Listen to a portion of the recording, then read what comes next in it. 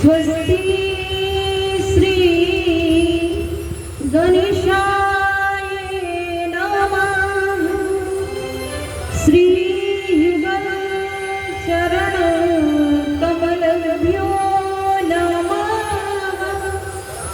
श्रीमते निम्बारकाचार्य नमो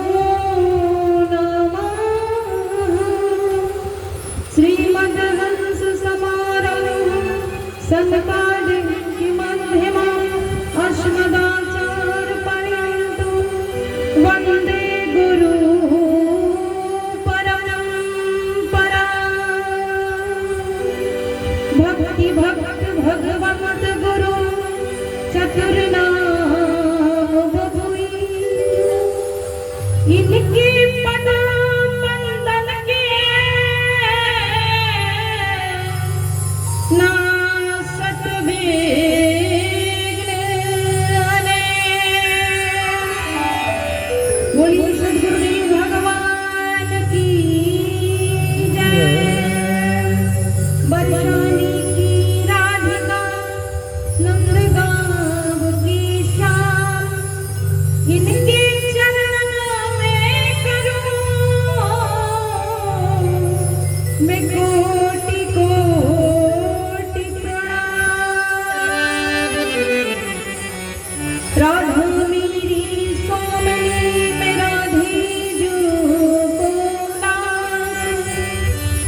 जन्म जन्म मोहे दीजिए श्री चरणन को बास। सब द्वारन को छोड़ के मैं आई तेरी द्वार। ओ ब्रजधान की लाडली मेरी ओर निहार। जय जय जय राधा रमण, जय जय नवल किशोर, जय गोपी चितचूर प्रभु, जय जय माखन चोर। श्री राम मैं सब जगदारी करहूँ प्रणाम जोरी जोग पानी। बोलिए श्री सीताराम राम की, हनुमान जी महाराज की, शंकर भगवान की, मैया पार्वती की, प्रियकांत जू सरकार, सद्गुरुदेव भगवान की, भागवत भगवान की, वेदव्यासी महाराज की, सुखदेव जी महाराज की। जय जय श्री राधे, जय जय श्री राधे, जय जय श्री राधे। सर्वप्रथम प्रियकांत जी के श्री चरण कमल में नमन करते हुए वो अपनी व्यास का ग्रहण करें। तब प्राण परमादरणीय परम सम्मानीय हमारे यशस्वी सद्गुरुदेव भगवान के श्री चरण कमल में कोटि कोटि नमन। वो अपनी कृपा अपना आशीर्वाद हमें प्रदान करें और उपस्थित सभी भक्तजन प्रभु प्रेमी भगवान की मंगलमयी कथा को श्रवण करने के लिए पधारे हुए रसिकजन, करुणामयी स्नेहमयी मातृशक्ति माता और बहनों, आप सभी के श्री चरण कमल में कोटि कोटि नमन करते हुए आइए देवी सरस्वती को वंदन करते हुए पहले शक्लेश्वरी स्वामिनी श्री राधा रानी को नमन करते हैं भजनों के द्वारा और तब उपरांत ये सुंदर पुनीत पवित्र श्रीमद् भागवत महापुराण की कथा में हम सब बड़े भाव के साथ आज प्रवेश करेंगे। श्री वृंदावन धाम अपार रटी जा राधे राधे। श्री वृंदावन धाम अपार रटी जा राधे राधे।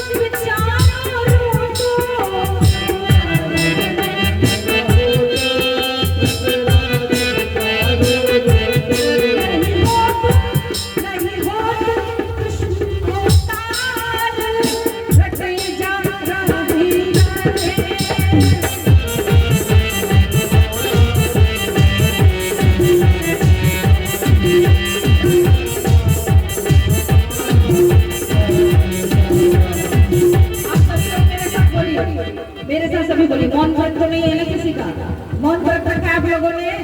नहीं है ना भैया? बोलिए ना, बोल सकते हो ना? तो सभी बोलिए बड़े भाव से। रटी जा राधे राधे, रटी जा राधे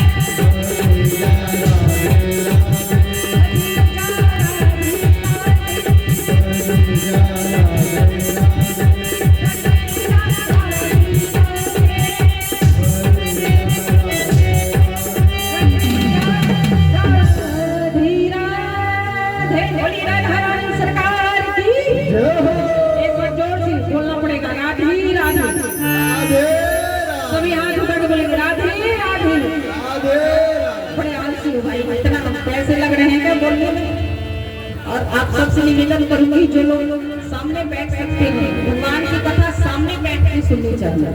और कुर्सी पर वही बैठे जो बैठने में बैठ नहीं सकते जमीन पे।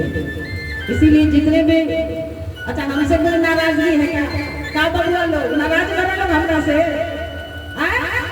वहां जाके परीक्षा कर लो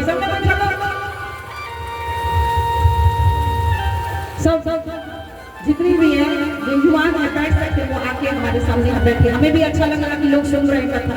4 लोग वहाँ बैठे हैं, 2 लोग वहाँ बैठे हैं, 5 लोग यहाँ बैठे हैं। आप सब लोगों से निवेदन है कि आप सब जो सामने बैठ सकते हैं तो बैठे हैं। और बड़ी बात है इतना बोल रहे फिर भी टकटकी लगा के देख रहे हैं, लेकिन उठने बड़ा ढीठ है यहाँ के लोग। जितने भी युवा भाई वाला तारा का भाई आप सबसे निवेदन है भाई लोग आप लोग यहाँ बैठे जो हमारे बुजुर्ग लोग हैं बूढ़ा बूढ़ लोग का कुर्सी रखो जितना लोग बैठे ओकरा के सब जना बूढ़ वाले सब के गोड़ में दर्द जितना लोग बैठ सकता है आप लोग से निवेदन है आप सब सामने बैठ कर सुनिए और भगवान की कथा बड़े भाव और श्रद्धा के साथ आप सब श्रवण करें। श्रीमद् भागवत महापुराण इस सुंदर शुभ अवसर पे भगवान गणेश भी उपस्थित है। आप सब संवाद करने के लिए एकत्रित हुए हैं। हमारे जितने भी आयोजक हैं सबको बहुत बहुत धन्यवाद। क्योंकि देखिए आज के समय में लोगों का मन बुराई में ज्यादा लगता है। कहाँ ज्यादा लगता है? अच्छाई में कि बुराई में? बोलिए अच्छाई में।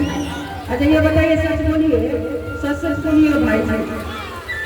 अब यहाँ ठुमके लगाने वाली आती है तो क्या इतने ही लोग होते हैं कि और लोग होते हैं?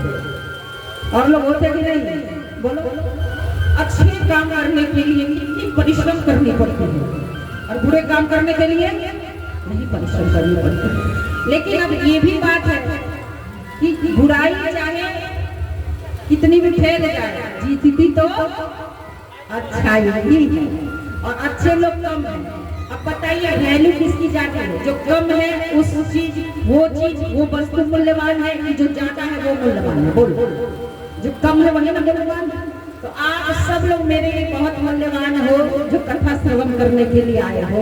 मेरे काम के तो आप ही लोग।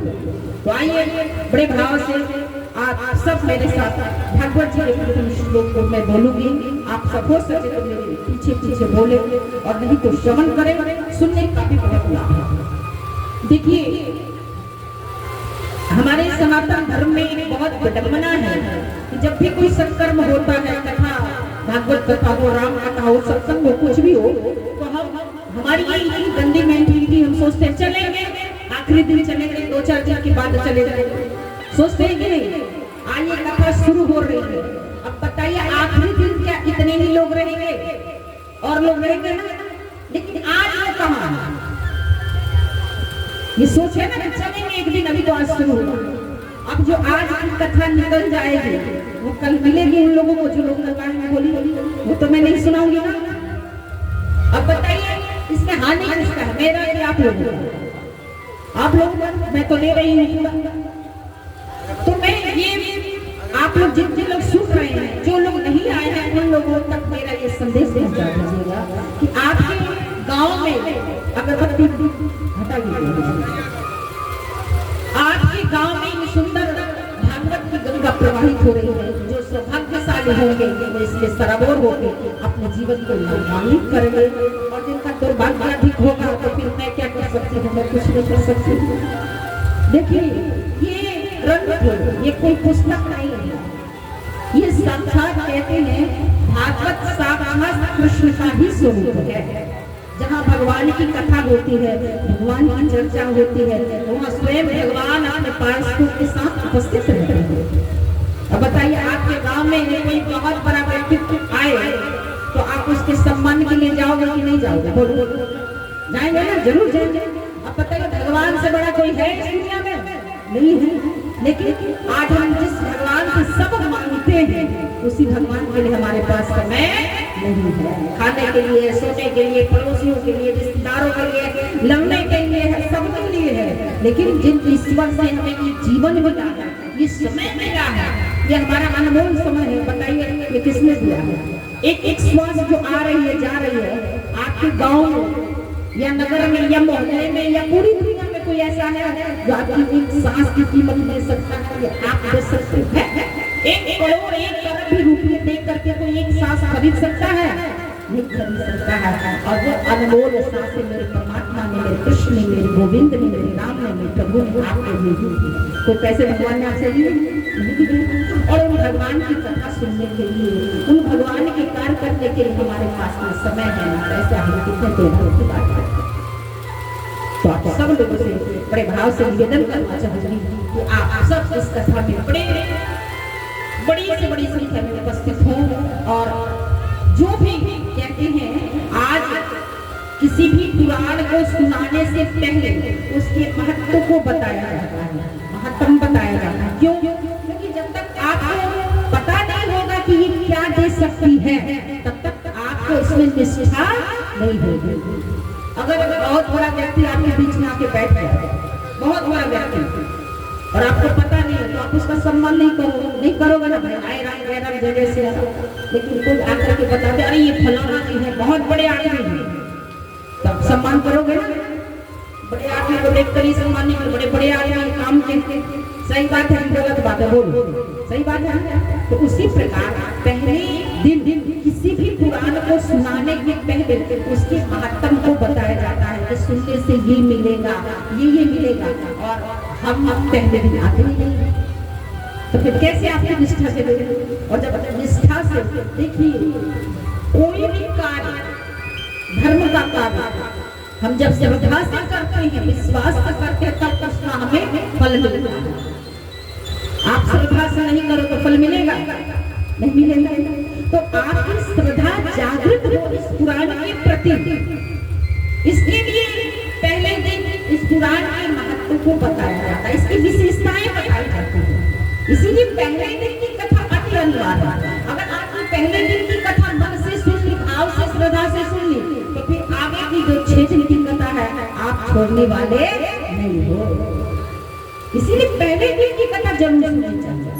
और हमारे यहाँ है, हम लोग क्या करते हैं, जब भी कहीं कथा होती है, अच्छा चलेंगे एक दिन झांक झूक के आके पंडाल में हो गया है, तो ये मानसिकता नहीं होनी चाहिए। ऐसा मैं आपसे निवेदन करूंगी। भागवत भगवान से आप भागवत में प्रवेश करने जा रहे हैं, जो भी आपकी, देखिए ये कल्प वृक्ष है, इसके सानिध्य में कल्प वृक्ष के नीचे बैठ के जो वस्तु का, जिस वस्तु का हम कल्पना करते हैं, जिस वस्तु को हम चाहते हैं, वो कल्प वृक्ष हमें प्रदान कर देती है। तो आप सब भगवान की कथा के सानिध्य में बैठे हैं, जो भी आपकी इच्छा हो कि हमें भागवत भगवान से ये चाहिए, वो सब आपको भागवत भगवान मिले। बस शर्त ये है कि आप भाव से श्रवण करो, मन से श्रवण करो, श्रद्धा से श्रवण करो, नियम के साथ श्रवण करो। तो कुछ भी भागवत भगवान के लिए अधेय नहीं है, कोई ऐसी वस्तु, ऐसा पदार्थ नहीं है जो भगवान आपको दे सकते हैं। अगर आप कुछ ना मांगो तो ये आपको मोक्ष प्रदान करेगी। मोक्षदायिनी है श्रीमद् भागवत महापुराण।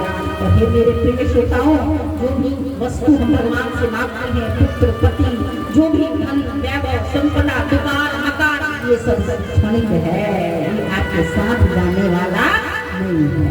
आप करोड़पति भी बन जाओ, मैं आप सबसे पूछना चाहूंगी, वो करोड़ रुपए कितने दिन तक आपके पास नहीं रहेगा? एक दिन छोड़ना ही पड़ेगा। मुझे भी, सबको, कोई लेके आया नहीं, कोई लेके जाएगा नहीं। लेकिन अगर आप भागवत भगवान से, यानी भगवान से भगवान को ही मांग लिया, तो फिर वो छूटने वाला नहीं है। इसलिए मैं आप सबसे निवेदन करूंगी, जब आप कथा सुनने जा रहे हो तो आपने बहुत बार भगवान से बहुत कुछ मांगा है। इस बार मेरे कहने से भागवत से, भगवान से, भगवान को ही मांगो, क्योंकि जब तक हमारे जीवन में भगवान नहीं आएंगे तब तक हमें सुख की प्राप्ति होने वाली नहीं है। जितनी भी वस्तुएं हैं वो क्षणिक है, क्षणिक वो भी सुख देती है, मकान भी सुख देता है, दुकान भी सुख देता है, पत्नी भी सुख देती है, पुत्र भी सुख देता है, लेकिन वो क्षणिक सुख है, वो शाश्वत सुख नहीं है। शाश्वत सुख तो परमात्मा की ही चरण में है। जब तक परमात्मा की प्राप्ति ना हो जाए, जब तक ईश्वर की प्राप्ति ना हो जाए, तब तक सुख आनंद मिलने वाला नहीं है। इसीलिए मैं अपना विचार आपके समक्ष रख रही हूँ। आपको दुकान चाहिए, मकान चाहिए, धन चाहिए, बेटा चाहिए, बेटी चाहिए, वो भी मिलेगा। और अगर आपको ये सब कुछ नहीं चाहिए, मेरे कृष्ण चाहिए, तो इस कथा के फलस्वरूप आपको कृष्ण ही मिलेंगे। मैंने दोनों ऑप्शन दिए थे, आपकी चॉइस है। आप कृष्ण को लेना चाहते हो, आप भगवान से लेना चाहते हो, या भगवान को लेना चाहते हो, ये आपके ऊपर है। जिसकी जितनी बुद्धि होगी, जितनी सामर्थ्य होगी, कहाँ से ले जाएगा। आइए भगवत का प्रथम श्लोक मेरे साथ सभी श्रवण करेंगे। हो सके तो मेरे पीछे आप बोलेंगे, दोनों हाथ जोड़ के और मन में श्रद्धा रखें कि हम सब भगवान के सानिध्य में बैठे हैं। बड़े भाव से हाथ जोड़ के सच्चिदानंद रूपाय विश्वोत्पत्त्यादिहेतवे तापत्रय विनाशाय श्री कृष्णाय वयं नमः।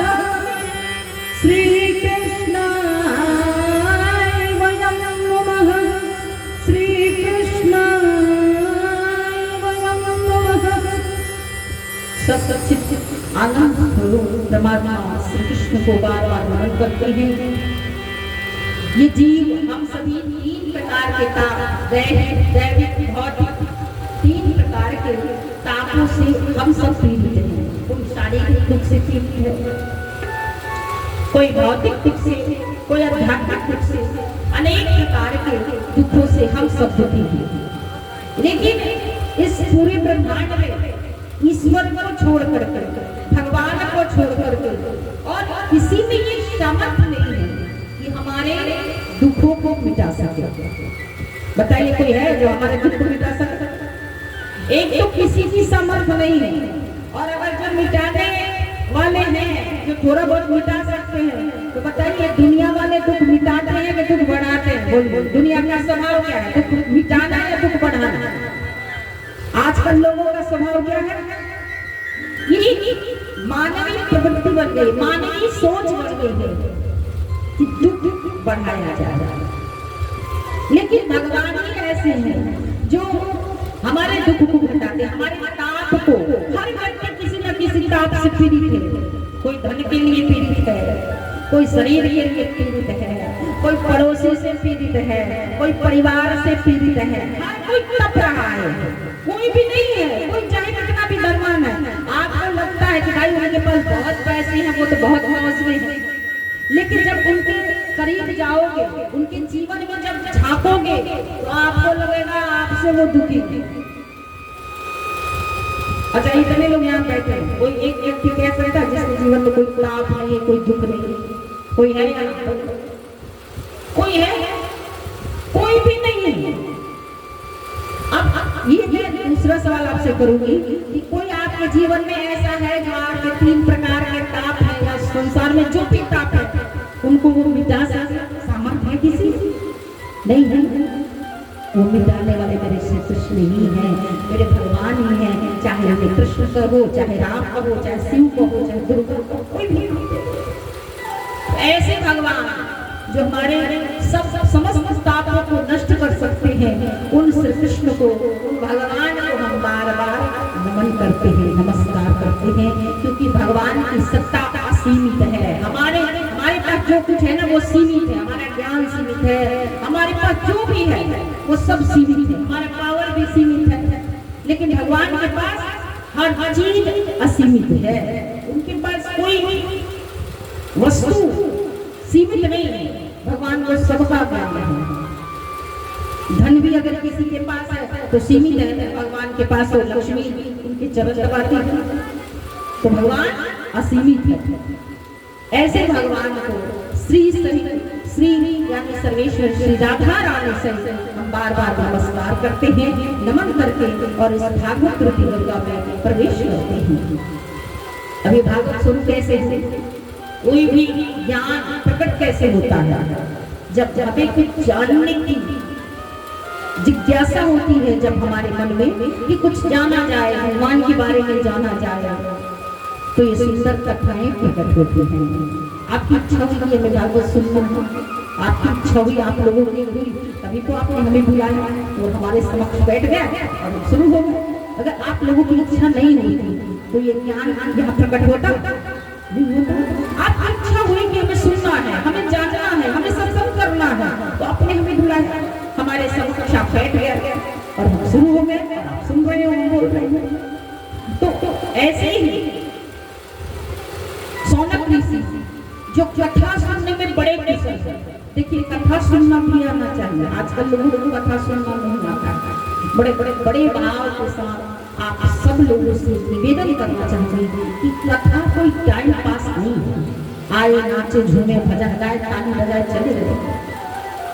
ये तो वैसा ही है कि कहीं मणि मिल रहा था और हम कोयला लेके चले गए।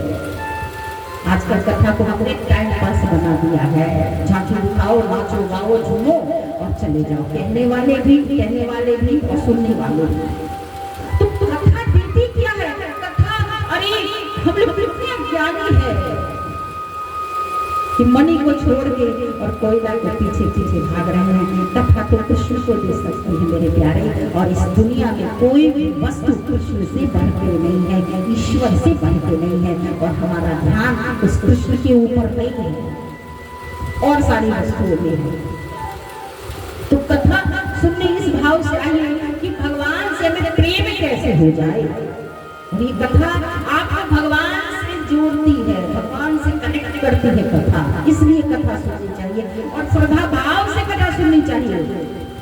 कथा में भी जाते हैं तो फोटो खींचने के लिए, सेल्फी लेने के लिए, कथा में भाव से जाइए, सुनने के लिए जो भाव से बोला जाए उसे सुनिए, उसका चिंतन कीजिए, उसका मनन कीजिए, और जब धीरे धीरे आप हमेशा श्रवण करोगे कथा तो आपको ईश्वर के चरणों में आपकी प्रीति हो जाएगी। तो ये सौनक ऋषि जो थे वो कथा सुनने में बड़े कुशल थे। एक बार सूत जी के समक्ष जाके, सूत जी जो पुराणों के वक्ता है, नैमिषारण्य तीर्थ में 88,000 ऋषियों के साथ सौनक जी उपस्थित थे, और उसी सभा में सूत जी महाराज का बड़े भाव से आगमन होता है। तो सूत जी को नमन करके, नमस्कार करके, आदर के साथ बड़े भाव से कहते हैं, अज्ञान विध्वंस सूर्य कोटि समप्रभ शूटाध्यायी कथा सारं मम कर्ण रसायन। कृष्ण महाराज आपका ज्ञान करोड़ों सूर्यों के समान है, और उस ज्ञान रूपी सूर्य से हमारे अंदर जो अंधकार है, ज्ञान रूपी अंधकार है, उस अंधकार को आप मिटाइए। अब ये बताइए ये जो लाइट जल रही है इससे पंडाल में उजाला है, यानी पंडाल का अंधकार मिट रहा है ना। सूर्य भगवान भास्कर जब प्रातः काल उदित होते हैं तो इस भूमंडल का अंधकार मिटता है ना। आपको मेरी बात आप सब लोगों को समझ आ रही है कि और सरल करूं, समझ रहे हो ना। अब ये बताइए कोई ऐसा सूर्य है जो आपके भीतर प्रवेश करके और आपकी जो अज्ञान रूपी अंधकार है उसको मिटा सके? कोई ऐसा बना है? किसी वैज्ञानिक ने ऐसा बल्ब बनाया है? बोलिए, कोई ऐसा यंत्र है? नहीं। कोई ऐसा लाइट है जो आपके भीतर प्रवेश करके और अज्ञान रूपी अंधकार है उसे दूर कर सके? वो नहीं बना है, वो सद्गुरु ही कर सकते हैं। जब गुरु का ज्ञान श्रवणों के माध्यम से हमारे हृदय में प्रविष्ट होता है तो फिर हृदय में अज्ञान जो है वो नष्ट हो जाता है। तो कहते हैं कि हमारे अंदर जो अज्ञान रूपी अंधकार है उसी आप अपने ज्ञान रूपी सूर्य से उसे नष्ट कीजिए, कृपा कीजिए। क्योंकि कल्प वृक्ष के पास जो कल्पना किया जाए वो वस्तु को प्रदान करती है। चिंतामणि के पास जिस वस्तु का चिंतन किया जाए वो वस्तु प्राप्त करती है। लेकिन सद्गुरु ऐसे हैं जो कृपा करते हैं तो उनकी कृपा से जीवात्मा परमात्मा को प्राप्त कर सकता है, वैकुंठ लोक वो लोग आपको भी प्राप्त कर सकता है। तो हे गुरुदेव सूची जी से कहते हैं स्वामी जी आप कृपा करके हमें वो दिव्य ज्ञान वो प्रभु की दिव्य कथाओं का रसास्वादन कीजिए जिसे श्रवण करके जीव के समस्त कष्ट नष्ट हो जाए। अब जब देखिए वक्ता के पास में जो कुशल वक्ता होता है, जो भगवत भक्त होता है, उसके पास आप जाके पूछो कि भाई बेटे की शादी कैसे होगी, बिटिया की शादी कैसे होगी, घर कैसे बनेगा, तो उन्हें अच्छा नहीं लगता। उनसे जाके पूछो कि भगवान कैसे मिलेंगे, भगवान के चरणों में प्रीति कैसे होगी। अच्छा ये बताओ गुरु किस लिए हमें चाहिए? भगवान मिलाते हो कि संसार मिलाते हो? अरे संसार में तो हम मर ही रहे हैं, संसार में तो मर ही रहे हैं। गुरु के पास जाके संत भक्त के पास जाकर के आपके प्रश्न होने चाहिए भगवान के चरणों में प्रीति कैसे हो, भगवान कैसे मिल जाए, भगवान की तरफ कैसे हम बढ़ जाए। तो जब सूत जी ने सुना कि बड़े रसिक हैं, इन्हें भगवान के चरणों में इनकी सहज प्रीति है तो बड़े प्रसन्न हुए और कहते हैं काल व्याल मुख रास लीला सहेतम श्रीमद् भागवतम शास्त्रम कलोकीरेण भासितम। ये जो जीवात्मा है सबको एक डर है, सबको डर है। किसका डर है? तुम मृत्यु का डर है, मरने का डर है कि नहीं है सबको? है ना? मुझे भी ये लंबी लंबी भागवत पढ़ना चाहता है भाई, अभी कथा करके भगवान को भी जाना है। तो ये बताइए ये जो काल है वो मुंह फाड़ के रास बना के बैठा हुआ है। ध्यान चाहूंगी आप सबको, मगरमच्छ आपने देखा है, देखा है कि वो समझो वो काल है और मुंह फाड़ के बैठे हैं और हम सब उसकी गाल में बैठे हैं, काल की गाल में हम सब बैठे हैं। और कब वो मुंह बंद कर ले और हमारा टिकट कट जाए इसका कोई ठिकाना नहीं है। मैं अभी कथा कह रही हूँ, अगले क्षण कह पाऊंगी कि नहीं कह पाऊंगी इसकी कोई गारंटी है? बोलिए ना। हाँ या आप सुन रहे हो, अगले क्षण आप सुन पाओगे कि नहीं पाओगे इसकी गारंटी है? जीवन का कोई है कि भाई हम अगले क्षण कब चल वही तो है कि हम काल की गाल में बैठे हैं, कब टिकट कट जाए, सही है कि गलत है भैया? कोई इसकी डर लग रहा है, सच है कि गलत है? सही बात है। आप देखो कितने लोग सोए सोए ही रह गए। आपने सुना है कि नहीं सुना है? हम सोचते हैं 100 साल जिएंगे, हम सोचते हैं, लेकिन भगवान नहीं सोचे तो होगा? बोलो नहीं होगा। तो हम सब काल की गाल में बैठे हैं, मतलब हम सब एक एक क्षण मृत्यु की तरफ बढ़ रहे हैं। बढ़ रहे हैं कि नहीं बढ़ रहे? संसार वही जो सरक रहा है, आप संसार क्या है? रेत के समान है। रेत को आप मुट्ठी में बांधो वो रुकेगा, रहेगा? धीरे धीरे वो गिर जाएगा।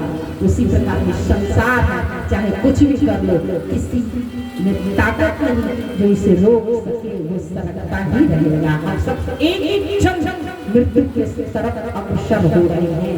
काल रूपी व्याल हमारे पीछे पड़ा हुआ है, हम सब उसके ग्रास बने हुए हैं। अगर बच सकते हैं तो बस एक ही उपाय है, भगवान की शरणागति। अब क्या जो कथा सुनता वो नहीं मरता, ये मेरे कहने का मतलब नहीं है। वो मरता है लेकिन उसका शरीर मरता है, वो नहीं मरता है।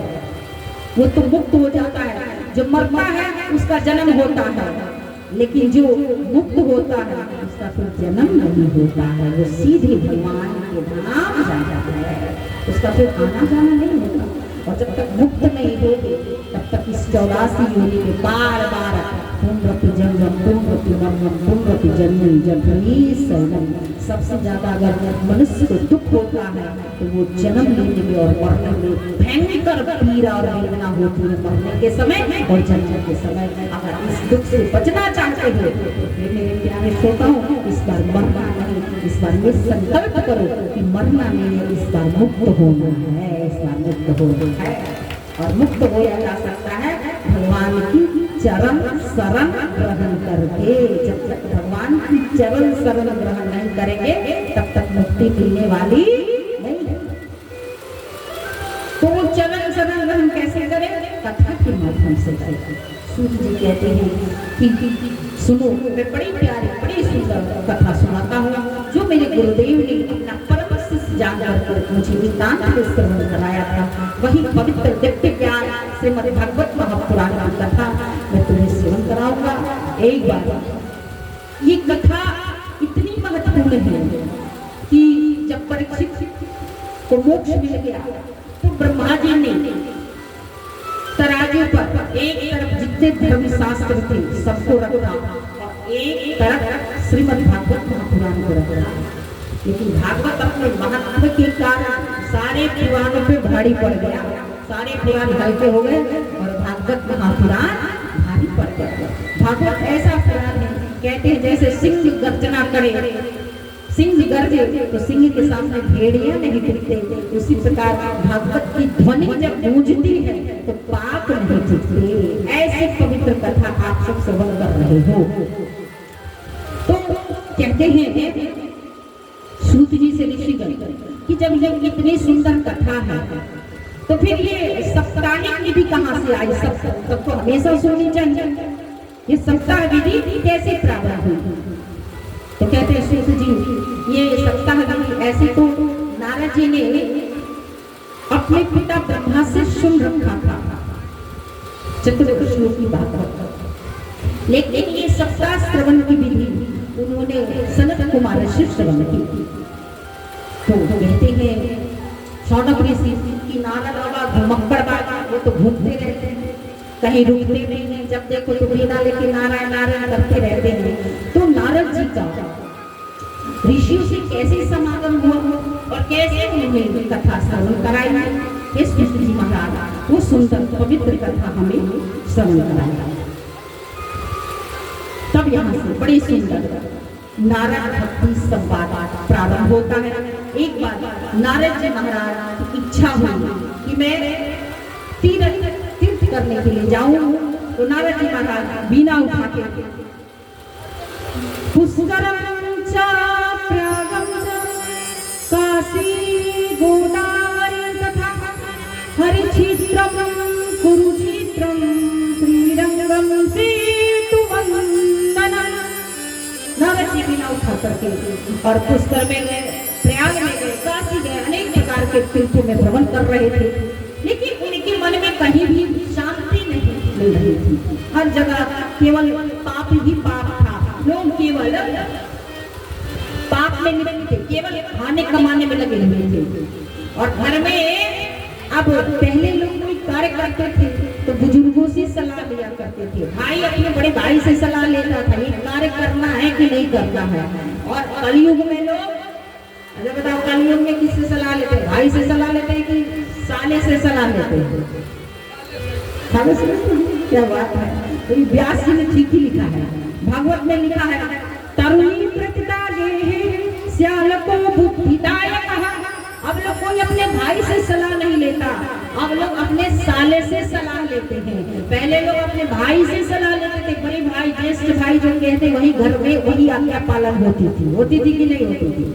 लेकिन कलयुग का ये प्रभाव है, आप लोग साले को नहीं पूछते, आप लोग भाई को नहीं पूछते, आप लोग साले को पूछते हैं। जो साले साहब का है वो, अच्छा भाई अपना है कि साला अपना है? कौन अपना? बोलो।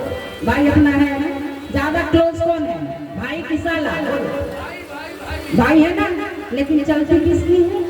जब जैसे देवी जी आई, पत्नी जी आई, तो भाई बेचारे साइड में चले गए और साले जी बाजू में चले गए, अंदर आ गए। तो ये कलयुग का प्रभाव है। तो नारद जी देख रहे थे, बड़े परेशान हो। लोग केवल खाने में, कमाने में, पशुवत जिंदगी, जैसे पशु केवल, अच्छा पशु को पता है कि भगवान क्या है, पशु को पता है कि भागवत क्या है, गधा, हाथी, कुत्ता, घोड़ा, उसको पता है? नहीं पता है। उसी प्रकार मनुष्य भी कलयुग में उसे भी केवल अपने पेट भरने में ही आता, सो खाओ, कमाओ, बच्चे पैदा करो, बस हो गया, यही जीवन है। भगवान से, कथा से, सत्संग से कोई लेना देना नहीं। नारद जी ये सब देख के बड़े दुखी हुए। तो नारद जी ने सोचा कि चलो वृंदावन जरा घूम के आए।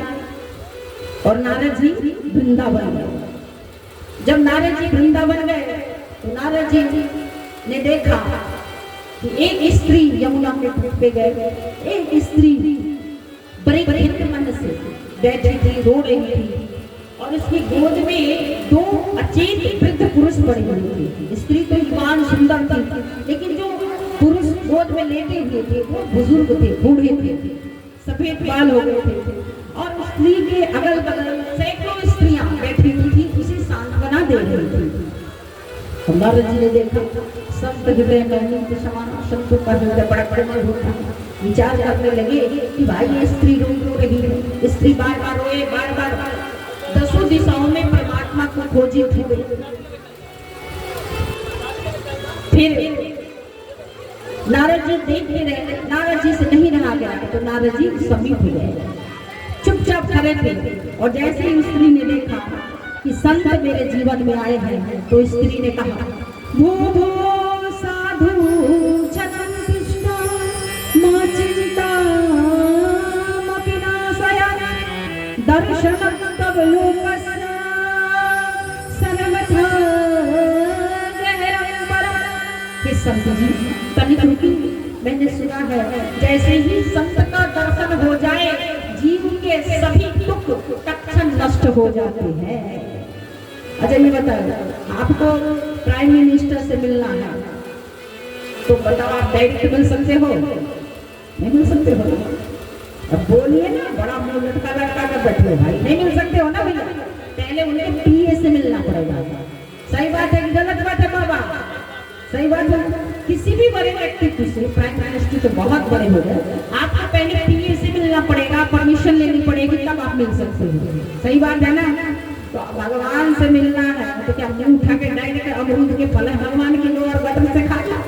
भगवान से मिलने के पहले वहाँ प्रिय से मिलना पड़ता है, और यहाँ भगवान के प्रिय से मिलना पड़ता है। जब भगवान के प्रिय से मिलोगे और जब प्रिय टाइम फिक्स करेंगे तब आप परमात्मा से मिल सकते हो। और ये भगवान के प्रिय गुरु, आचार्य, संत, महात्मा, भक्त ही भगवान के प्रिय हैं, जो दिन रात भगवान की चर्चा करते हैं, भगवान की कथाओं का गायन करते हैं, आपको भगवान से जोड़ते हैं। इसीलिए जब इनसे मिलोगे, ये आपके जीवन में आ जाए, जब कोई संत का साक्षात्कार हो जाए तो समझ लेना भगवंत का साक्षात्कार होने ही वाला है। जब सच्चा संत आ जाए तो फिर भगवंत आपसे दूर रहने वाले नहीं। देवी ने कहा, संत का दर्शन हो गया है, नारद जी आप कृपा करो, आप मेरे दुख को दूर करें। तो कहते हैं नारद जी, देवी आप कौन हो और आप क्यों दुखी हो? देवी अपना परिचय देते हुए कहती है, अहम भक्ति ख्याता इमो में तनयो मतु। मेरा नाम भक्ति है और ये जो दोनों वृद्ध पुरुष दिख रहे हैं ना, ये मेरे पुत्र हैं ज्ञान और वैराग्य। मैं तो युवा नहीं हो गई हूँ, जब से मैं भी बूढ़ी थी, द्रविड़ देश में उत्पन्न हुई। महाराष्ट्र में भक्ति जवान है, बुढ़ापे में जाके बूढ़ी हो गई। लेकिन जब से मैं वृंदावन में आई हूँ, धन है ये वृंदावन जहाँ भक्ति भगवानी नाचती है। मैं तो युवान हो गई, लेकिन मेरे ये दोनों पुत्र हैं ना, ज्ञान और वैराग्य, ये दोनों बूढ़े हो गए। और उस माँ के लिए बड़े उपहास की बात होती है, जब माँ तो जवान हो और बच्चे बूढ़े हो जाए तो लोग हंसेंगे कि नहीं हंसेंगे। अब माँ 20 साल की और बच्चे 50 साल के, तो लोग माँ को ताना देंगे कि नहीं देंगे। हे नारद जी, मैं तो जब से इस वृंदावन में आई हूँ मैं युवान हो गई हूँ, लेकिन मेरे ये जो दोनों पुत्र हैं ना, ज्ञान और वैराग्य वृद्ध हो गए हैं। आप कुछ कृपा कीजिए, उनका कल्याण कीजिए। तो नारद जी ने कहा, देवी तुम चिंता मत करो, जब तक मैं तुम्हें कलयुग में घर घर में प्रतिष्ठित ना कर दूं, तब तक मैं हरि का दास ना कहाऊंगा। और नारद जी प्रकट करने लगे। नारद जी ने उन दोनों के कानों में वेद ध्वनि की, गीता का पाठ किया। जैसे तैसे वो उठते तो सही, लेकिन फिर पुनः वो अचेत अवस्था में चले जाते। और नारद जी ने कहा, कल्याणी तुम चिंता मत करो, मैं इनके लिए जरूर कुछ करता हूँ। और नारद जी ने भगवान को याद किया, स्मरण किया। तभी आकाशवाणी हुई, हे नारद कोई सत्कर्म करो, और वो सत्कर्म तुम्हें कोई सिद्ध संत बताएंगे। अब नारद जी ने कहा, राम अभी तक मैं क्या कर रहा था, इतनी देर से वेदों की ध्वनि, गीता पाठ, ये सत्कर्म नहीं है। और आकाशवाणी भी अधूरी बात, आकाशवाणी ने बताया कि कोई सिद्ध संत, मैं सिद्ध संत कहाँ से खोजूं। तो नारद जी ने उठाई वीणा और नारायण नारायण करते हुए नारद जी संतों को ढूंढने के लिए चल पड़े। सभी संत से पूछते, अरे ज्ञान और वैराग कैसे ठीक होंगे, ज्ञान और वैराग कैसे ठीक होंगे। सभी, किसी ने मौन व्रत धारण कर लिया। सभी सोचने लगे, भाई नारद जी तो खुद ऐसे वैसे संत नहीं है, नारद जी तो भगवान के, ब्रह्मा जी के मन से उत्पन्न हुए भगवान के पार्षद हैं, 24 घंटे नारायण नारायण करते रहते हैं। जिसको एक बार नारद जी ने स्पर्श किया दीक्षा जी, उसे भगवान से मिला दिया। ऐसे सिद्ध संत को जब पता नहीं है तो हमें क्या पता है। सब संत जब नारद जी जाए तो किसी ने कहा कि भाई हमारा मन भरता है, नहीं बोलेंगे, इशारा कर दिया। किसी ने देखा नारद जी आ रहे हैं तो सब खसकने लगे, पूरे हल्ला मच गया कि भाई कैसे क्या हो, कैसे पता किया। नारद जी तब घूमते घामते बद्री विशाल में पहुंचे और बड़े नमन से बैठे हुए थे। जब संसादिक ऋषि, चतुर ऋषि, ये बड़े ही देखने में तो 5 वर्ष की आयु है, 5 वर्ष की ही दृष्टि गोचर होते हैं, लेकिन इतना ज्ञान भरा पड़ा है, इतना ज्ञान भरा पड़ा है कि जिसकी व्याख्या शब्दों में नहीं हो सकती थी। ये हमेशा चारों ऋषि हरि शरणम हरि शरणम हरि शरणम हरि शरणम हरि शरणम हरि शरणम हमेशा जपते रहते हैं। और इन्होंने जब नारद जी को देखा तो नारद जी से कहा कि नारद जी आपका मुख मलिन क्यों है, आपका मुख ऐसा लग रहा है जैसा कोई व्यापारी व्यापार करने के लिए गया हो और उसका सब कुछ लुट गया हो, व्यापार में घाटा लग गया हो, और वो व्यापारी जैसे उदास होता है, उसका मुंह जैसे लड़का रहता है, आप वैसे आपका मुख वैसा मलिन है। अब सारी दुनिया तो संतों के पास जाती है समाधान के लिए, अब संत ही उदास हो जाए तो फिर कहाँ जाए जनमानस। तो नारद जी से कहते हैं, नारद जी कहते हैं कि मैं अपने लिए उदास नहीं हूँ। संत कभी भी अपने व्यक्तिगत समस्या के लिए उदास नहीं होते हैं, जनमानस के लिए, जनमानस का कल्याण कैसे हो इसके लिए उदास होते हैं। मैं पृथ्वी पर भ्रमण करने के लिए गया था और नारद जी ने सारी बातें बताई जो उन्होंने देखा था। ऐसे ऐसे बात है, भक्ति महारानी की कष्ट के बारे में बताया। तो ऋषियों ने कहा कि आप चिंता मत कीजिए, उपाय तो पहले से ही है, आप श्रीमद् भागवत महापुराण की कथा श्रवण कराइए, जिसे सुन करके वो सब स्वस्थ हो जाएंगे। अब नारद जी ने कहा कि भाई तो अब कथावाचक कहाँ ढूंढने जाए, आपने उपाय बताया है तो आप ही चलिए और कथा प्रारंभ हो जाए। कथा कहाँ हो तो कहा कि भाई यहाँ से थोड़े नीचे, क्योंकि जो साधु लोग हैं वो थोड़े नीचे उतर आएंगे और जो गृहस्थी लोग हैं थोड़े ऊपर चले आएंगे। हरिद्वार में सुंदर कथा आयोजित हुई और सभी लोग बिना बुलाए, देखिए जब भी भगवान की कथा हो ना तो ये नहीं देखना चाहिए कि हमें निमंत्रण आया है कि नहीं आया है, बिना बुलाए बड़े भाव के साथ देखिए आपके बेटे का विवाह हो तो आपको कौन बुलाएगा? बोलो। आपके घर में कोई उत्सव हो तो आप कहोगे भाई हमें निमंत्रण नहीं आया, निमंत्रण पत्र नहीं आया, हम नहीं जाएंगे, कहोगे? बोलो। नहीं कहोगे ना, क्यों? क्योंकि वो आपके घर का उत्सव है। अब ये बताइए, बेटा बेटी वो सब आपके अपने हैं, क्या भगवान आपके अपने नहीं है ना? तो ये उत्सव किसका है? आप सबका है। तो भगवान का जब भी उत्सव हो, सत्संग हो, कथा हो, प्रवचन हो, तो मत कहना हमें तो बुलाया नहीं गया, हमारा तो नाम ही नहीं आया, हम नहीं जाएंगे। आप सब इस उत्सव को अपना उत्सव समझ करके और बहुत भारी संख्या में एकत्र हो। वहाँ जब कथा हुई तो वेद पुराण भी शरीर रूप धारण करके सारे ऋषि महात्मा मुनि गृहस्थ सब बिना बुलाए दौड़ पड़े। क्यों? क्योंकि भगवान की कथा हो रही है, सत्संग हो रहा है। और सभी बड़े भाव से क्या कहते हैं? आइए मेरे से सभी मस्ती में झूमते हुए कहेंगे, सत्संग की गंगा मंदिर में बहे, सत्संग की गंगा मंदिर में बहे, जमे कोई नहाए, जमे कोई हवे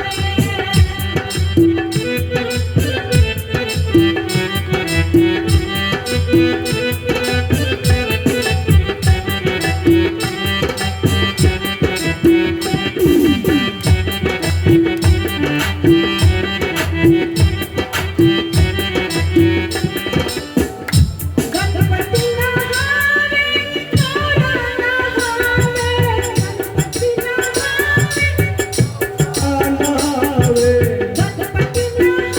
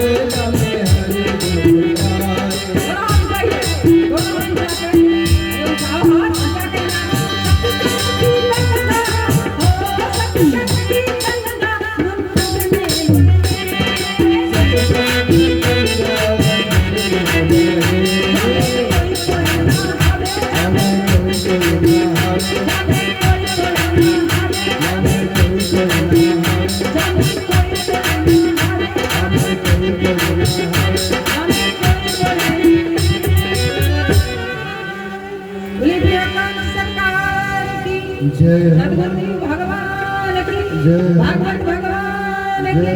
जोर से क्या बोलना पड़ेगा? आपसे हमारी तो दोस्ती पुरानी है भाई, कट्टे सो जाओगे नहीं बात मानोगे तो। मैं बोलूंगा क्या बोलना पड़ेगा, आप लोगों को हाथ उठा के बोलना जो राधे राधे। क्या बोलना पड़ेगा? क्या बात है, बड़े प्यारे श्रोताओं, बजाओ अपने लिए ताली जोर से, बजाओ अपने लिए। मेरे लिए तो बजा नहीं रहे हो, गला खा रहे हो तो अपने लिए बजा लो, कंजूसरे कहीं के। आइए तो सत्संग प्रवाहित हुई, सत्संग की गंगा बही और सभी लोग बिना बुलाए बड़े भाव के साथ उस सरोवर में गोता लगाया, सबने अपने जीवन को लाभान्वित किया। और आपको पता है कथा श्रवण से क्या हुआ? अभी जैसे ही बोली प्रियकर सरकार की, जैसे ही ये घोष हुआ, शंखनाद बजा, गुलाल अबीर उड़ने लगे, झांझर बजने लगे, वैसे ही भक्ति महारानी उस कथा पंडाल के जब कथा हो रही थी, ज्ञान और वैराग्य के साथ आकर के झूमती नाची कहने लगे, श्री कृष्ण गोविंद हरि मुरारी, हे नाथ नारायण वासुदेव।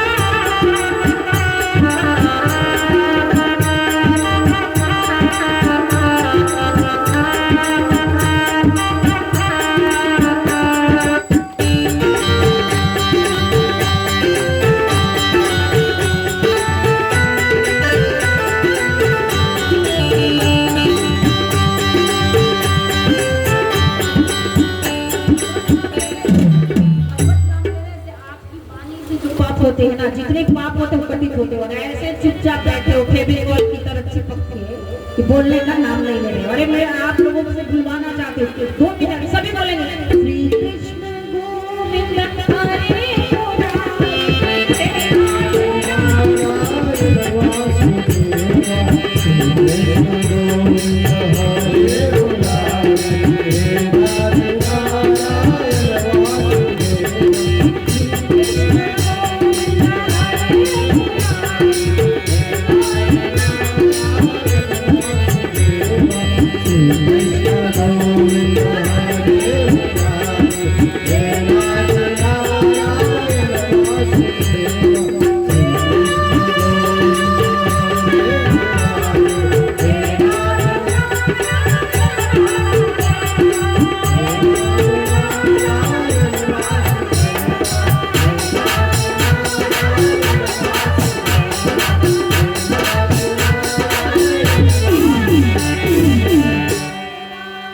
Wait.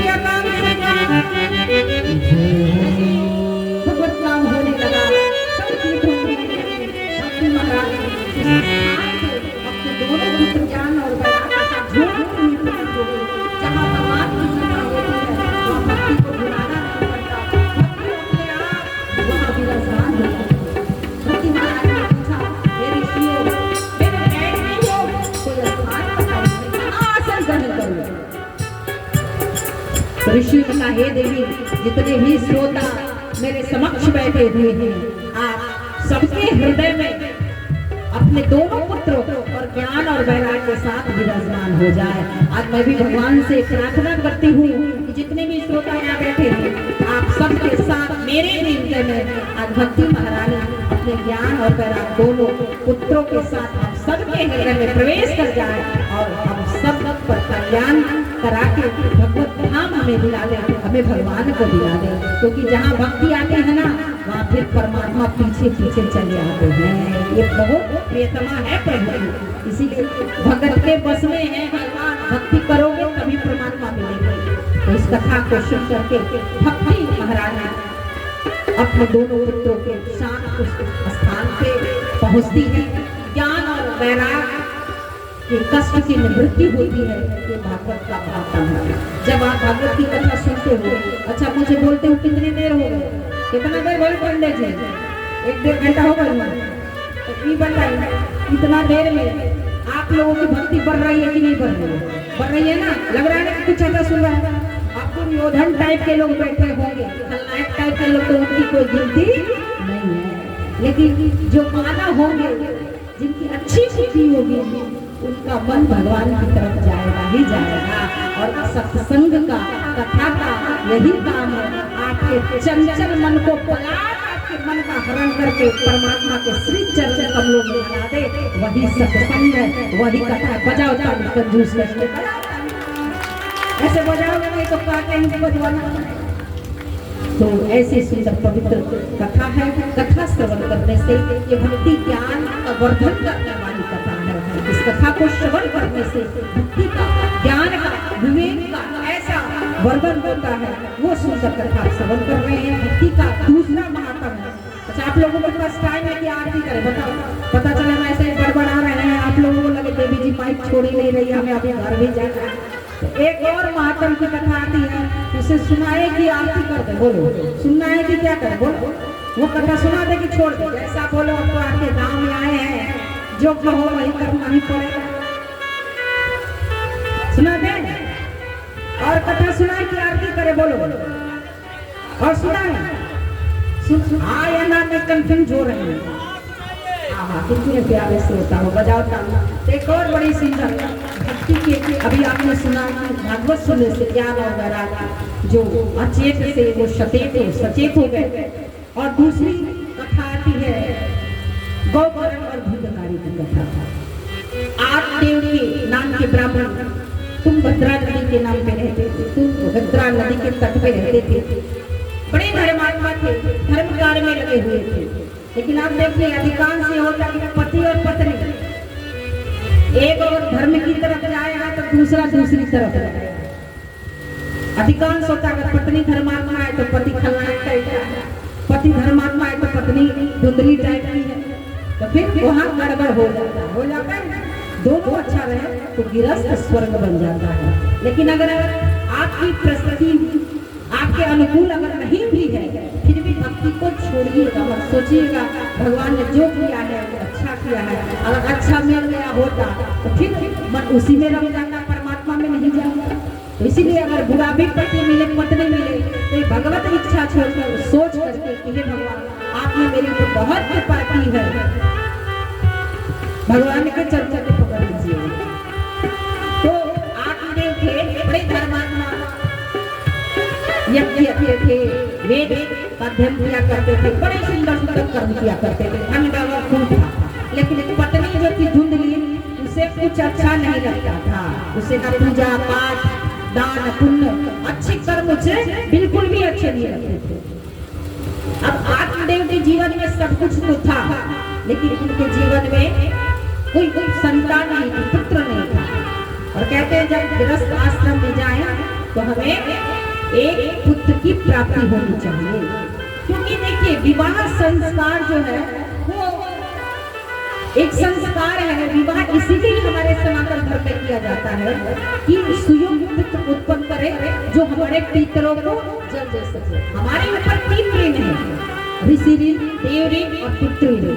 ऋषि ऋण आपका कथा सुन रहे हो तो ये ऋषि ऋण से आप ऋण हो गए हो।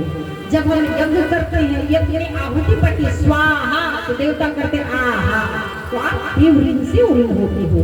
और जब हम सुंदर संतान उत्पन्न करके गृहस्थ आश्रम में जाके स्वयं पुत्र को जन्म देते हैं जो हमारे पितरों का तर्पण कर सके, तो हम पितृ ऋण से ऋण होते हैं। और पितृ ऋण से ऋण होने के लिए विवाह संस्कार बनाया गया है। तो जब गृहस्थ में जाए एक पुत्र होना चाहिए जो पितरों का तर्पण कर सके, जल दे सके। तो आज देखो कोई संतान, कोई पुत्र नहीं था, और पुत्र भी पियंगर, जुएरी, गजेरी, भंगेरी नहीं हो, पुत्र भी हो शुभ हो, जो सत्कर्म कर सके। तो आज में बड़े परेशान थे, तुलसी लगाते वो सूख जाते, गौ को भी कोई बछड़ा नहीं होता, बड़े परेशान थे। अब एक दिन आज में बड़े दुखी हुए, और जब कुल में जाकर के रो रहे थे कि मुझे कोई बेटा है, तभी उधर से एक संत जा रहे थे, और संत ने आज मेरे को रोते देखा। तो संत को लगा कि भाई भगवान के लिए रो रहा होगा, जंगल में तो कोई जाके भगवान के लिए रोएगा ना। तो संत को दया, संत गए और पूछा भाई आप क्यों रो रहे हो। संत को प्रणाम किया आपने और कहा महात्मा जी क्या बताएं, सब कुछ तो प्रभु ने किया है, लेकिन एक पुत्र नहीं है, और पुत्र के बिना गति नहीं है। अब ये बताइए कि पुत्र के बिना गति नहीं, हमने ये आपको बात बता दिया। लेकिन ये बताइए मीरा जी की गति हुई कि नहीं हुई? मुंडी हिलाते रहिए। मीरा जी की गति हुई कि नहीं हुई? तुलसीदास की हुई कि हुई? तुलसीदास को कोई पुत्र था? मीरा जी को कोई पुत्र था? कितने ऐसे संत भक्त हुए हैं जिनके कोई पुत्र नहीं हुए और उनकी सब गति हुई। आज लोग उन्हें जानते हैं, आज उनका समाज में उनकी कीर्ति अभी तक जगमगा रही है और युगों युगों तक जगमगाती रहेगी। हमारा पुत्र हमारा कल्याण करेगा या नहीं करेगा ये बात का विषय है, हमारा कल्याण हमें स्वयं खुद कर लेना चाहिए। तो महात्मा ने कहा कि भाई बेटा नहीं है तो बहुत अच्छी बात है, नहीं है तो चिंता तो करते हो, भगवान की शरण में जाओ, भगवान का भजन करो, भगवान का धन्यवाद दो कि हे प्रभु आपने तो बंधन में नहीं डाला है, भगवान का भजन करो और मोक्ष को प्राप्त कर लो। तो कहते आपको क्या पता, आप बाबा जी आ गए। जब बेटा पापा कहता है तो मन में एक साथ कितने रसगुल्ले फूटते हैं, जब पोता बाबा कहता है तो कितने रसगुल्ले कानों में फूटते हैं। तोतरी भाषा में बाबा आज दादी सुनने के लिए, चाहे बाद में डंडे पड़े वो अलग विषय है, चाहे बाद में डंडे पड़े, लेकिन पहले तो बड़ा अच्छा लगता बाबा दादा नाना सुनने के लिए। एक बार एक बुजुर्ग रूस के रूप ले जा रहे हैं, जब नहीं रहे बेटे बेटी ने कुछ डांट दिया और जैसे स्टेशन पर गया पोता का बाबा नाती का नाना, अब कहाँ जाना कैंसिल हो गया। तो ये माया है, यही भगवान की माया है। जो विषय, जो वस्तु, जो भी वस्तु हमें भगवान से दूर कर, वही समझिए भगवान की माया है। तो अब ज्ञान अच्छा लगता है। आपको कहा बाबा जी आ गए, आपको क्या पता कि गृहस्थ में जब बेटा पापा कहता है, पोता बाबा कहता है, तो कितना हमें तो बेटा दो, आप संत हमें बेटा दो, ये तो आपके समक्ष भी हम अपने प्राण को दे देंगे, आपको ब्रह्म हत्या का दोष लग जाएगा। अब संत जी ने कहा कि अच्छे चक्कर में पड़े, भले राम अपने राम जा रहे थे और इसके चक्कर में पड़े। संत जी ने देखा तो संत जी ने कहा एक जन्म क्या 7 जन्मों तक तेरे धर्म में कोई पुत्र नहीं है। लेकिन जब जिद किया आत्मदेव ने तो संत ने फल निकाल करके आत्मदेव को दिया और कहा कि लो इस अपनी पत्नी को ये फल खिला देना और कहना 1 वर्ष तक पवित्रता के साथ दान सौर करे, पवित्रता के साथ रहे, दान करे, धर्म करे, अच्छे से रहे, तो उसे निर्मल बुद्धि वाला पुत्र प्राप्त होगा। बड़े प्रसन्न हुआ, फल लेके आए, धुंधली को दिया। धुंधली ने कहा कि पता नहीं किस बाबा जी के चक्कर में पड़ के ये फल लेके आए हैं, मैं फल खिलाऊंगी, कौन प्रसव की भयंकर पीड़ा को समझे, और ननद रानी आएगी और सब कुछ लूट के लेके चली जाएगी। ये कौन झमेला सहे। सोचने लगी शरीर भारी होगा, जब ये फल खाऊंगी तो मेरा शरीर भारी हो जाएगा और गांव में डाकू आएंगे, आग लगा देंगे, सब लोग तो भाग जाएंगे, लेकिन मेरा शरीर इतना भारी होगा मैं भाग भी नहीं सकूंगी। ये कौन फल खाने जाए। अब देखो इसने फल खाया नहीं और उल्टी बातें पहले ही सोचेंगे। फल खाया नहीं, फल गौ को खिला दिया। और इसकी एक बहन भी बगल में, देखिए जो जैसा रहता है ना उसकी मित्रता वैसे लोगों से होती है। पीने वाले की मित्रता किससे होगी बताओ। पीने वाले की मित्रता पीने वाले से, जुआ खेलने वाले की मित्रता जुआ खेलने वाले से, चोर की मित्रता चोर से, कैसे सेंध मारना है उसी से ना होगी। और कथा सुनने वाले की मित्रता, आपकी मित्रता ये बताती है कि आपका स्वभाव कैसा है। आप जैसे लोगों को पसंद करोगे वैसे ही आपका स्वभाव होगा। चोर चोरों को पसंद करेगा, कथा सुनने वाला कथा सुनने वाले को पसंद करेगा, पीने वाला पीने वाले को पसंद करेगा। अब धुंधली जैसी थी इसकी सहेली वैसी ही थी। सहेली से सारी समस्या बताई, उसने कहा बहन तू चिंता मत कर, मैं माँ बनने वाली हूँ, कुछ दिनों के बाद जब मेरा बेटा होगा तुझे दे दूंगी और तू कहना अपने पति से कि मुझे ही बेटा हुआ। तब तक तू नाटक कर। फिल्म में आपने देखा ना वो एक्टिंग जो होती है अभिनय, तो धुंधली ने वही किया, पेट में तकिया उकिया बांध के घूमने लगी और कहा कि मैं माँ बनने वाली हूँ, मैं माँ बनने वाली हूँ। और फल गाय को खिला दिया। 9 महीने बाद जब उसकी बहन को बच्चा हुआ, रात्रि में ले गई, इधर इसने कहा कि मुझे बच्चा हुआ है। आज में बड़े प्रसन्न हुए और सबको बुलाया, नामकरण संस्कार की बारी आई तो धुंधली ने कहा कि बच्चा मेरा नाम ये रखेंगे पंडित जी, नाम मैं रखूंगी धुंधली का पुत्र धुंधकारी। नाम भी पहले लोग रखते थे, राम नारायण कृष्ण श्याम, ये नाम रखते थे ना भगवान के ऊपर। पहले लोगों के नाम क्या होते थे, राम नारायण श्याम नारायण, ऐसे नाम होते थे। और आजकल तो पता चलता ही नहीं कि कुत्ते का नाम कौन सा है और बेटे का नाम कौन सा है। आजकल तो जो नाम कुत्ते का है वही नाम बेटे का है। तो धुंधली ने अपने पुत्र का नाम रखा धुंधकारी। कुछ समय बाद उस गौ ने जो फल खाया था तो गौ को एक सुंदर पुत्र हुआ। उसके कान केवल गौ के समान थे, इसीलिए उनका नाम हुआ गौकर्ण। गौकर्ण महाराज बड़े ज्ञानी थे, क्योंकि संत के प्रसाद से उनकी उत्पत्ति हुई थी। और धुंधकारी दुष्ट चोर वेश्यावृत्ति मदिरा पान करता, जुआ खेलता, जितने भी बुरे कर्म थे वो सारे कर्म करता। अब 8 जब सर पकड़ के रोने लगे, पुत्र ना हो तो दुख होता है, पुत्र हो के मर जाएगा बहुत दुख होता है, और पुत्र हो के मरेगा नालायक हो जाए तो महादुख होता है, जीवन नरक बन जाता है, जीवन नरक बन जाता है। अब तो नहीं था तो कम दुख था, अब हुआ और बुरे कर्म में लिप्त हो गया, अब तो सर पटक पटक के रो रहे हैं, संत की वाणी को याद कर रहे हैं। संत ने अच्छा मार्गदर्शन पथ बताया था कि भजन करो, भगवान को प्राप्त करो, और मैंने संत की वाणी नहीं मानी और आज पुत्र मोह में पड़ के नाना प्रकार के दुख को भोग रहा हूँ, रोने लगे। तभी गौकर्ण जी महाराज जो बड़े ज्ञानी थे, क्योंकि संत के प्रसाद से उनका जन्म हुआ था। आपका पिताजी आप क्यों रो रहे हो? तो पिता ने कहा मैं अपने पुत्र के कारण रो रहा हूँ। तो कहा गौकर्ण पिताजी आप पुत्र के कारण नहीं, अपने मोह के कारण रो रहे हो। इस संसार में कोई किसी का पुत्र नहीं है, कोई किसी का पिता नहीं है, सब है ना। कसम बातें प्यार वफा बातें हैं बातों का, कोई यहाँ पे किसी का नहीं है, नाते हैं ना तो क्या क्या है, यहाँ कोई किसी का नहीं है।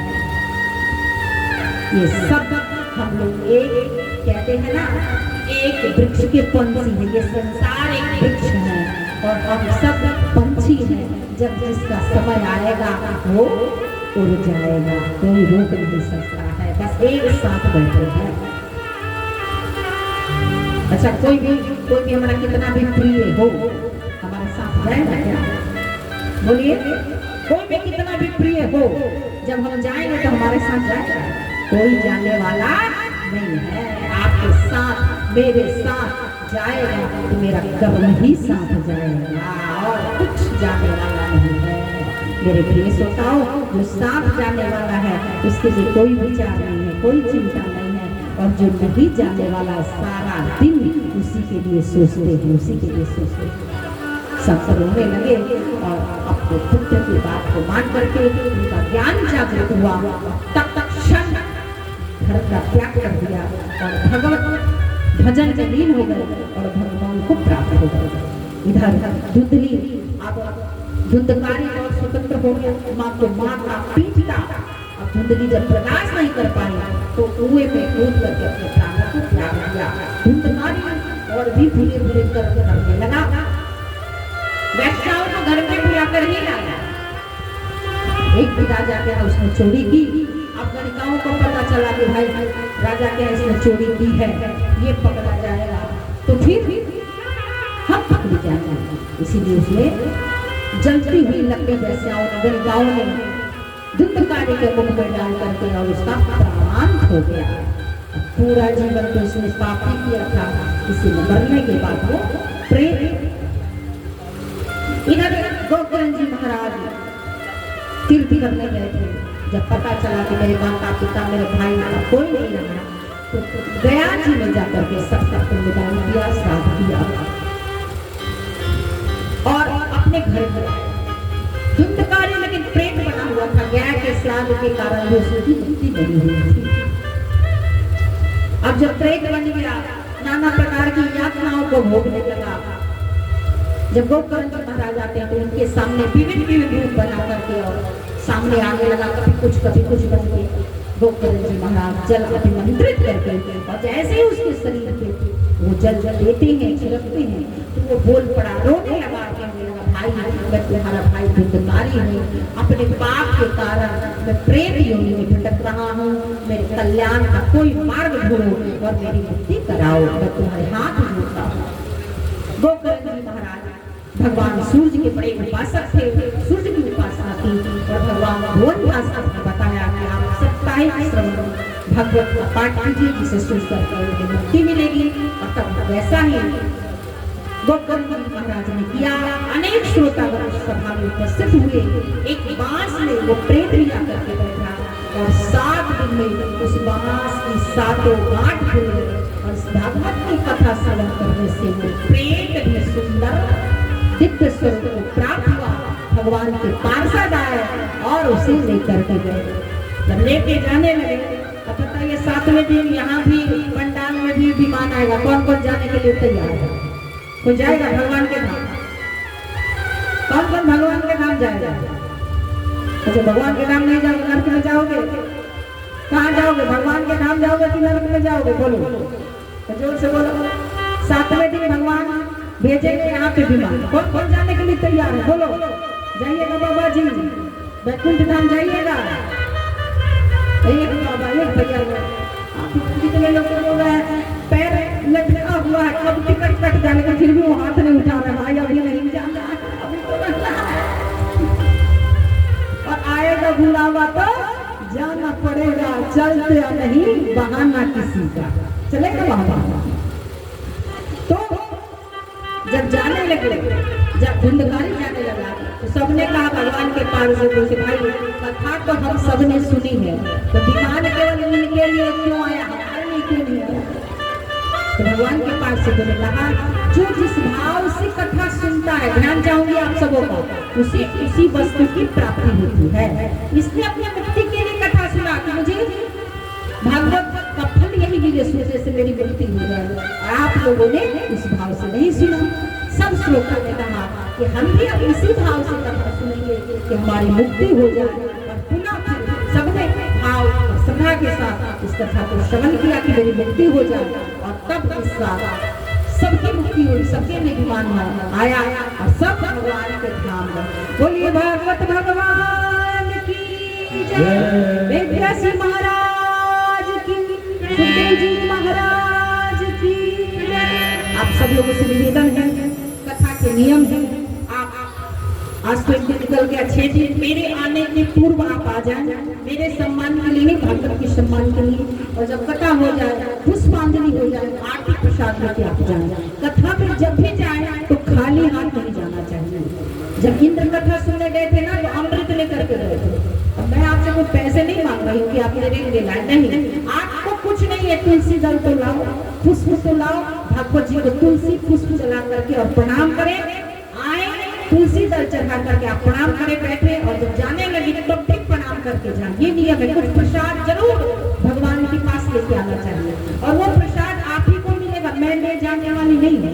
जो प्रसाद आप चढ़ाओगे आप ही को मिलेगा। ये नियम है। भगवान के आकर भी जाए तो खाली हाथ नहीं जाए। कुछ प्रसाद हो, तुलसी दल हो, पुष्प हो, आप कुछ ना कुछ लेके आए और भागवत जी को अर्पण करें, आरती करें, और आरती करके तब यहाँ से जाए। ब्रह्मचर्य का पालन करें, सात्विक आहार है, हो सके तो निराहार, लेकिन आजकल कौन निराहार करेगा भाई। तो उसके बाद कहा गया है दूध पानम, दूध पी करके, वो भी नहीं, घृत पानम, घी पी के, वो भी नहीं, फलाहारम वो आप कर सकते हो, वो भी ना कर सकते तो एक समय भोजन करो। अरे वो भी ना कर सकते तो पूरी रसोई लेके यहाँ आओ, लेकिन कथा सुनने जरूर आओ। अगर नियम के साथ आप श्रद्धा भाव के साथ श्रवण करेंगे, भागवत भगवान के लिए कुछ भी अकेले नहीं है। आप सब श्रोतागण से निवेदन करना चाहूंगी, जहाँ तक मेरी आवाज जा रही है, आप सब एकत्र होकर के और इस कथा पंडाल में आप सब आए। और जैसे प्रकार अयोध्या में राम मंदिर बना है, आप सबको पता है कि नहीं है? अयोध्या में राम मंदिर बना है, किसको किसको पता है? सबको पता है ना? उसी प्रकार मथुरा में कृष्ण मंदिर बने, उसके लिए हमारे गुरुदेव भगवान ने बड़ा सुंदर एक सुंदर अभियान चलाया है। कल से मैं उस विषय पे बड़े विस्तार से चर्चा करूंगी। आज तो बहुत विलम्ब हो गया है, आप सबको विलम्ब हो गया है, तो आइए बड़े भाव से आप सबको एक कार्य करना है। एक नंबर बताया जाएगा, उस पर मिस कॉल देना है कल, और आ जाइए। अब भजन करें कि आरती करें? बोलो, आरती करें कि भजन करें? भजन सुनना है तो हम गाएंगे, तो आपको कुछ करना पड़ेगा कि नहीं करना पड़ेगा? ताली से काम नहीं चलेगा, ताली को बजाओ, थोड़ा घट्टी को हटा दीजिए, खड़े हो जाइए और झूमते हुए सभी खड़े हो जाइए। कितने देर बैठे रहोगे भाई?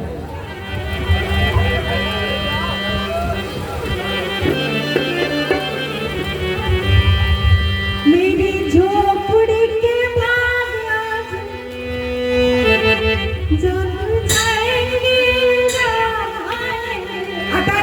भजन बहुत फेमस भजन, मस्ती में झूमिए। मेरी झोपड़ी के बाग जल जाएंगे,